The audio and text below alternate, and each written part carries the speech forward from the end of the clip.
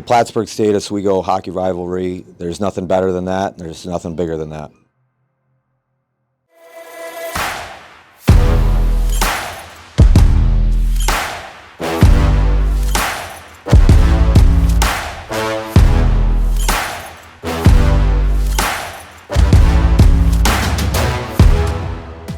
So in today's full 60 episode, it's episode 1 of season 2. We're up in Plattsburgh, New York for the #1 Plattsburgh Cardinals versus the Oswego State Lakers. Oswego enters the game 6-4 and Plattsburgh enters at 9-0, ranked #1 in the country in the polls. So it's arguably the best rivalry in D3 hockey. In our opinion, it is. And look, we're up here. It's the first time being in Plattsburgh. See many of them in Oswego. Get to see it in Plattsburgh and give you guys a tour. You on my mind a lot. Don't need no time watch. I don't know how I got you in my pocket spot. Yeah, that's babe, need you every day. You like my oxygen. Make it seem like the barging down. Got my heart no barging in. From the bed to the floor to the couch. Might wake the neighbors up. Break you in, then break you out. In the end, we gon' make a child. Then we gon' hit the show. Part 2, we don't need no pause. Being a part of Plattsburgh State history and Plattsburgh State as a player and as a coach, it's such a fun rivalry. It's such a great atmosphere at both rinks. There's so much intensity in this rivalry. There's so much tradition for both teams. It's just a lot of fun to be a part of these games. They're always spirited battles, and the guys definitely circle these games on the calendar. The magnitude of this game, I think, is kind of talked about amongst the players. They know the history, that the older players kind of talk about that. There's just a little bit more at stake when we get to play each other. The atmosphere for the games, when I played, there was not reserved seats, so people would have to come and get their seats at 11 o'clock. So that was kind of cool. You'd be coming out of a pregame meeting or a pregame skate, and you'd have fans in the rink at 11 o'clock. Oswego has their whiteout weekend, which is a really big weekend for them. We're trying to bring something back like the tennis balls with a stress ball night. And all the money that we raise from the stress ball night goes to the Plattsburgh State food shelf, so we get to give back to our local community and our local students right here on campus.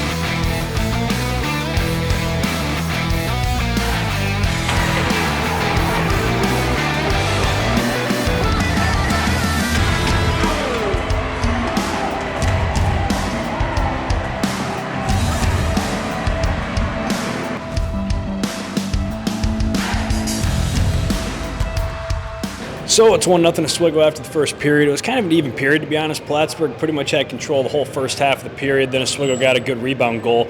So they're up 1-0 at the end of the period. Kind of a shock considering what's been going on with both teams. So moving after the first period, physical period, a few periods and penalties on each side. And we're moving to the second, 1-0 Oswego.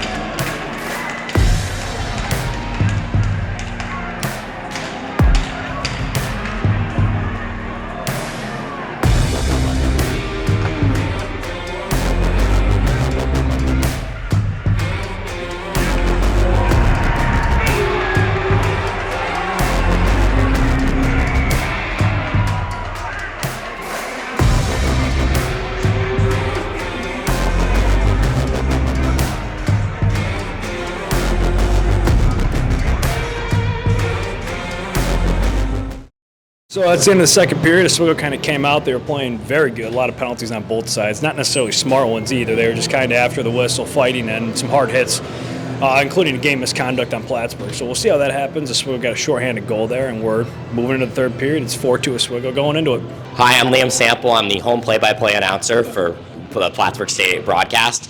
It's been a chaotic game here. Obviously, the famous Oswego-Plattsburgh rivalry hasn't disappointed. I think it's my third rivalry game on the call, and every single one's been action-packed in their own way. But this one's just felt a little different because, I feel like Oswego felt like they got that championship kind of stripped from them last year on their home ice. So I think they kind of set the tone early and brought the energy, and this is a position we haven't seen Plattsburgh in all year. They haven't trailed after 2 periods all season. So these are the ones that as a broadcaster, these are the moments I really, really, really enjoy. These are the ones I kind of cherish. Going into today, people are asking me what's your expectations? What's your expectations? And it's all I care about is that it's been a fun game. It's a good game, and that's what we've had here so far. It's been so action-packed. I can't even remember. I was talking with our color commentator May. I can't remember a game I've ever called. There's been 15 penalties through 2 periods. I can't remember a game I've ever called that's had 15 penalties total, regardless of 2 periods. So that's been pretty exciting, and it'll be fun to just kind of see how this one closes here. So 4-2 game. I don't know. I try not to put too much stake in it. Obviously, there's might be some little bias in calling for Plattsburgh for so long, but it should be a fun one. I'm excited to see how it finishes.